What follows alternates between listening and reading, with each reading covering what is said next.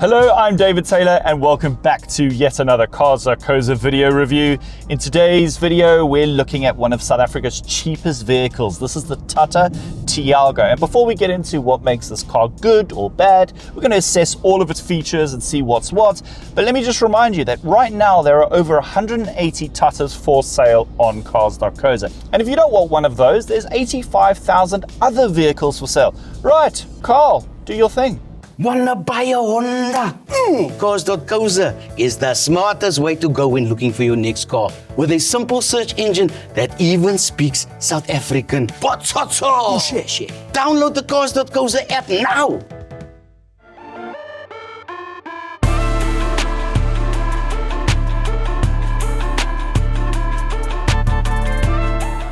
Now, before we get into product specifics, let's talk about Tata itself. Now, there was a lot of media reports saying, Tata's coming back into South Africa. But the reality is the brand didn't actually leave. Yes, it stopped selling passenger cars, but there were still trucks and buses and the big commercial stuff. They were still around.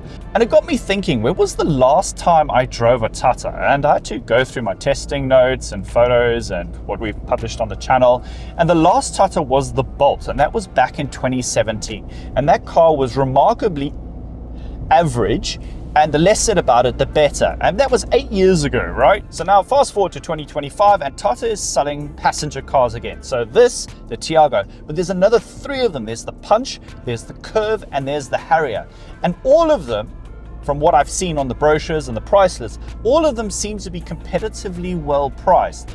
It's also interesting to note that while Tata is positioned as a affordable, generic, run-of-the-mill brand, it's important to remember that they also own Jaguar Land Rover.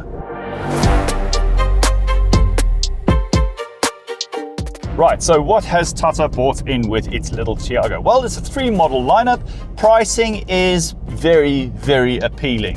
185 grand gets you into this thing. We'll talk about price and after sales warranty, so we'll talk about that at the end of the video. But cheapest 3-model lineup, there's 2 trim levels, and the flagship model has an automated manual. The rest of them 5-speed manual. So what else can you get at under 200,000 rand? And the reality is, I mean, cheap, affordable, it doesn't matter how you badge it. Like, there doesn't seem to be much value out there in the lower end, entry level points, if you will.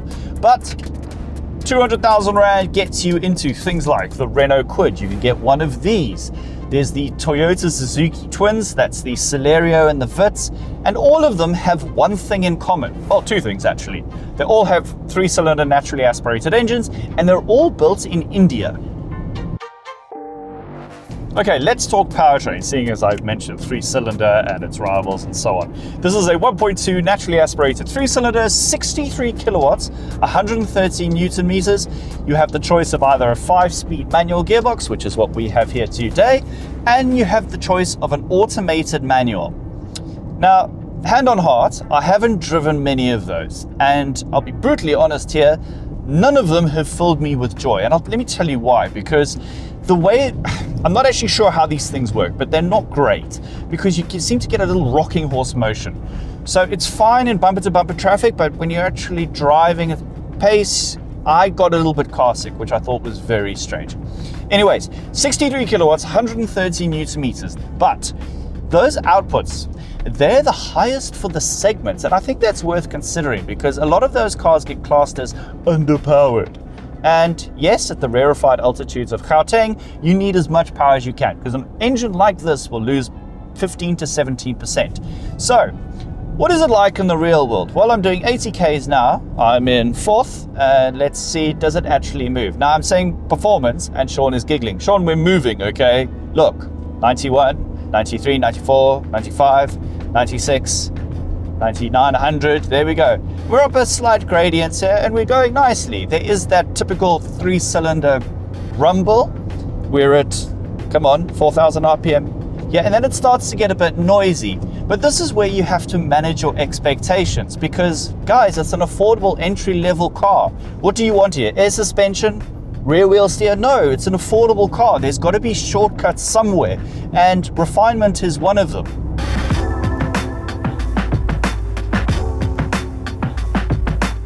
I want to talk about the quality of the gear shift because I don't actually get to do this very often because this is car number 80 for the year, and I think this is the third manual gearbox that we've had on test. Because usually we just putting the thing into drive and then just let it get on with it, because that's how good a modern dual clutch and modern automatic box is doing. Or you can change gears here, but now I actually have to use a 3-pedal setup and remember how to do this. So I will confess, the first couple of hours in this car I was going, this is not great, and why can't I remember how to drive manual? But it's like riding a bicycle, you soon remember. But what about the Tiago's gear shift? So clutch action.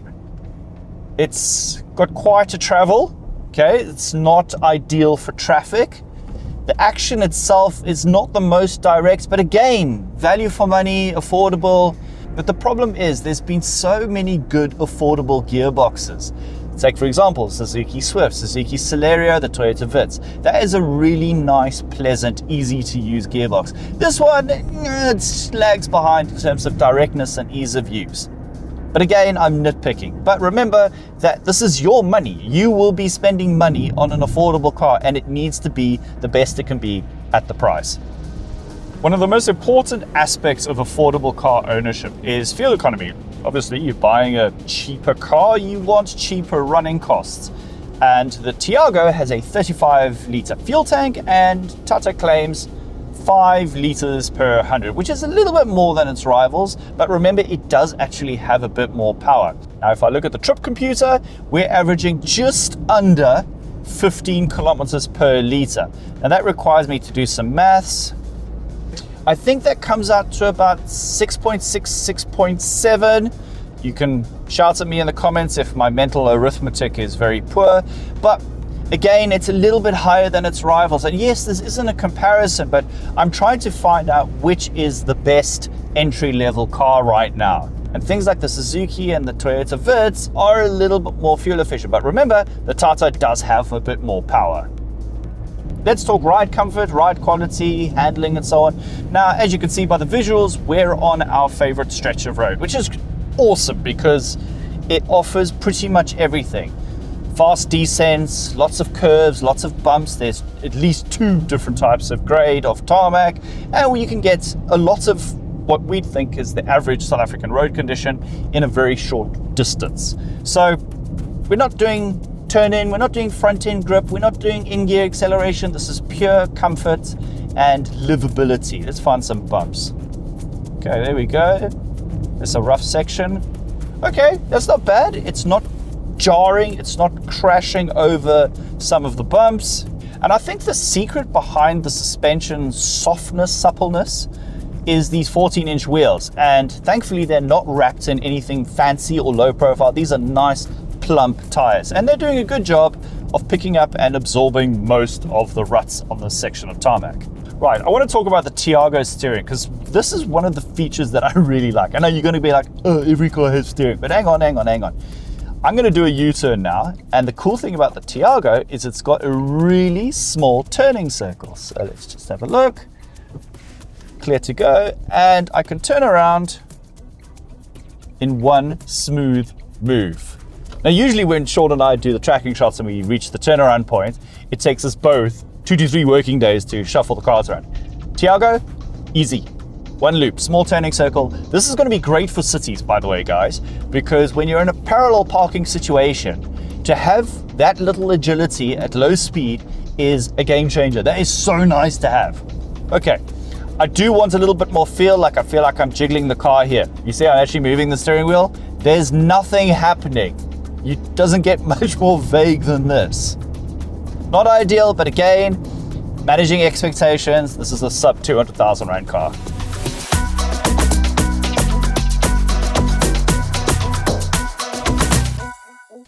Okay, welcome to the interior of the Tata Tiago. First thing I just want to point out though, this seating position is really interesting. I feel like I'm sitting on the car as opposed to in it. It's quite elevated. And to a degree, things like the Renault Kwid also do the same sort of thing. They don't want to remind you that you're in a small city car. They want to give you a fake crossover feeling. One thing I do like though, there is a height adjustable seat. So you can go up and down all day afternoon if that's what you want. But yeah, there we go, I am comfortable. Right now there are 2 trim levels, XM, XT. This is the XT, but there will be a third higher spec, I think it's called XR model, and that'll be coming later. But right now, I think it's worth paying the little bit extra money for the additional content offered by the XT. So what exactly do you get in XT? Well, first thing is the priority, that is the infotainment touchscreen, which comes with Android Auto and Apple CarPlay, but you will have to be using your cable here because it's not wired. There's a reverse camera. I really like this minimalist instrument cluster. Like, it's as basic as they come. I get fuel, engine temperature, rev, speed, trip computer. That is it. To be fair, that is all you need. Other features here, I like this little clip, which is where you can clip your parking tickets if you're in the pay and display system. I've got 4 electric windows. I've got aircon. It's very basic. The high spec model, the one that's coming later, will have climate control and a much bigger screen. Yeah, this is basic motoring at its best. In terms of materials, now this is an interesting one because affordable motoring, everyone will go, oh, it has cheap plastics. And cheap plastics are not a problem in my opinion. The problem with that is whether they last. So yes, these don't feel very nice, but will they last? And this is a question I can't answer because this car's only got, I think, 3,000 Ks on the clock. But I want to see what one of these is going to be like with 15, 20, 40,000 Ks on the clock. But I like these materials. I don't mind them. They're inoffensive to me. My favorite feature though is the illuminated steering wheel badge, which is just such a nice touch. I mean, yes, it's an affordable car. It's meant to be cheap and cheerful, but you switch it on and you get this cute little Tata logo which lights up at night. It's the little things that make me happy. Let's talk safety, because when it comes to affordable motoring, there's usually a shortcut and a compromise. Because remember guys, these cars are built to a price. How much content and features and tech can be stripped out of this car to make the profit margin as big as possible? Because cheap cars don't bring in much profit. It's all about the volumes. So Tata has said every Tiago will have anti-lock brakes and 2 airbags. But for me, I think it's unacceptable that stability control is not standard across the range.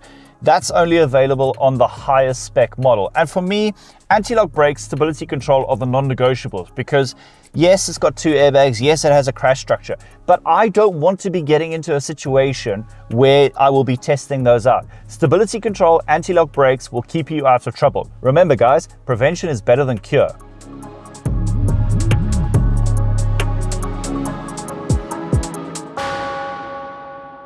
Okay, into the back of this little city car, and yeah, you can see I'm a little bit cramped in here, but I'm above average height and size, so I can see that little ones should be happy in here. There's a nice headrest. Little shout out for the headroom. That's actually pretty decent. Yep, there's no USB ports, no storage pocket, but guys, remember, you need to manage expectations. This is a sub 200,000 Rand car.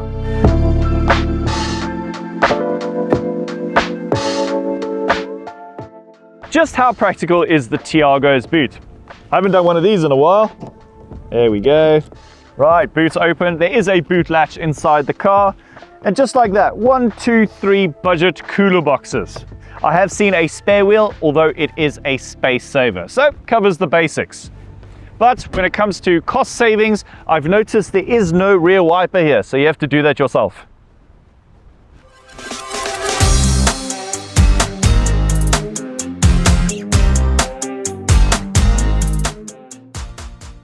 Let's talk consumer advice and pricing and after sales. Now, as we all know, South Africa is being inundated with new brands. And yes, Tata is, I'm going to call them a new brand, especially with the new passenger car range. And we always have these concerns going, well, the product is cool, but what happens with the after sales? What's the dealership footprint like? So I'd like to point out that Tata is being imported into South Africa. Well, Tata passenger cars, that is, being imported into SA by the Motors Group. Now, gentle reminder, that is Hyundai, Kia, Renault and Mitsubishi. Now, if those brands can make it in South Africa, I think Tata will be fine. In terms of dealership footprint, right now Tata says it has around 40 dealers in South Africa, but it's hoping to expand those to about 70 by the end of 2027.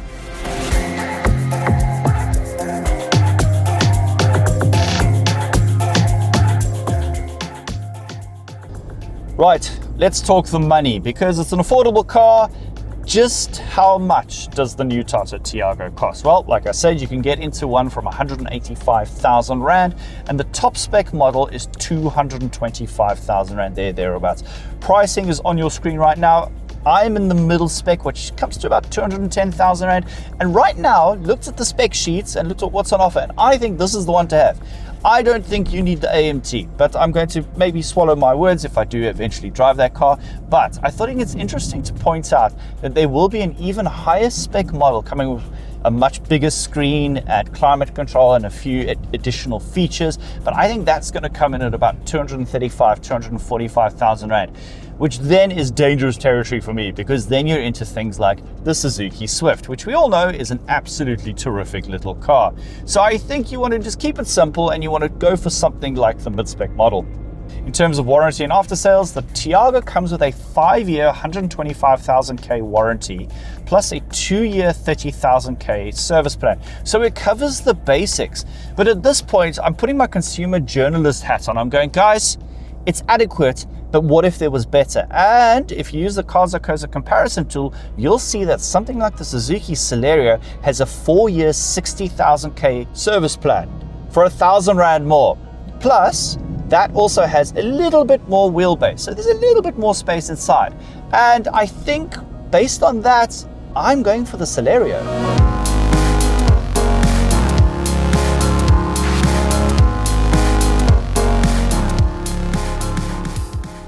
Okay, final thoughts on the Tata Tiago. So is it a bad car? No, it does a lot of things right, and things like the engine, like that is a really good engine. As I've said, it's the most powerful for the segment. It has the basics in terms of features and safety equipment. But at this price, and I enjoy this challenge, by the way, because affordable cars, yes, it's lovely driving the Ferraris and Porsches and so on, but affordable motoring I really enjoy, because now it's a battle between manufacturers and the accountants going, how much content can we cram into a car without impacting on the price? So this is a really interesting conundrum. And my dilemma now is going, well, for the price of this, a brand new mid-spec Tata, what else can you get? Right, so to end off, my question to you, viewers, do you buy a brand new Tata Tiago or Suzuki Celerio or whatever at this price, 210,000 Rand? Brand new box fresh vehicle. I mean, we all love a new car with new car smell, and there's something pride about buying a brand new car. Or do you buy a year-old demo with 5,000 Ks on the clock? And with a website like Cars.co.za with 85,000 cars for sale, selfless punt, I'm sorry, but there's so much out there. I mean, a year-old car with 5,000 to 10,000 Ks on the clock, there's so much choice. Suzuki Baleno, you can go for bigger with more power, with more spec. Let me know what you would do in the comments below. And that brings me to the end of this Cars.co.za video. Thank you so much for watching.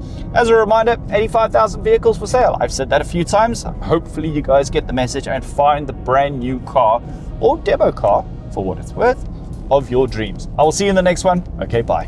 Now, choosing between cars can make your head spin faster than a gusheshe at Shai Moto.